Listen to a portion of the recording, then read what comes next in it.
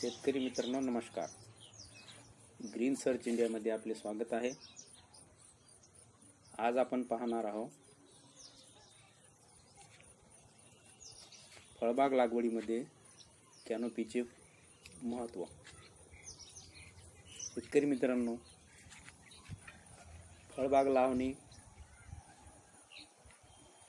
याच्यामध्ये खूप महत्त्वाचं काम जे असते ते कॅनोपीचं असते आणि आपल्या बागेचे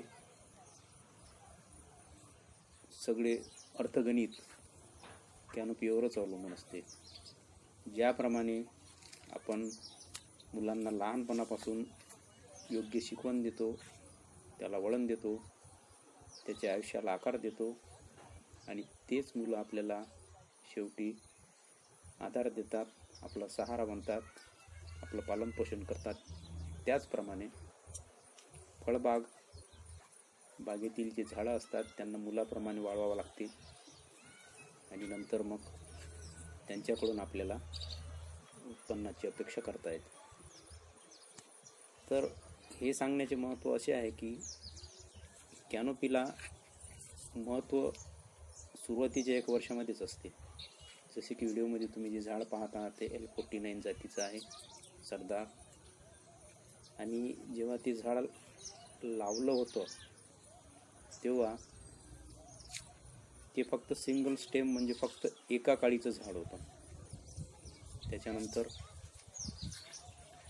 सुरुवातीचे 1 ते 1.25 महिने त्याला 1 फूट उंच वाढू दिलं आणि 1 ते 1.25 फूट उंच वाढल्यानंतर त्याची प्रथम छाटणी केली.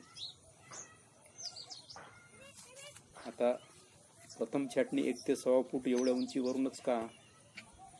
तर 1 ते 1.25 फूट उंचीवरून छाटणी केल्यानंतर झाड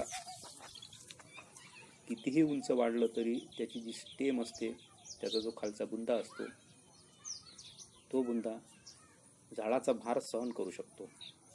जास्त उंचावरून छाटणी केली तर वाऱ्याने झाड पडू शकते आणि जास्त खालून जर छाटणी केली तर वाऱ्यामुळे झाड बुडापासूनच तुटू शकते.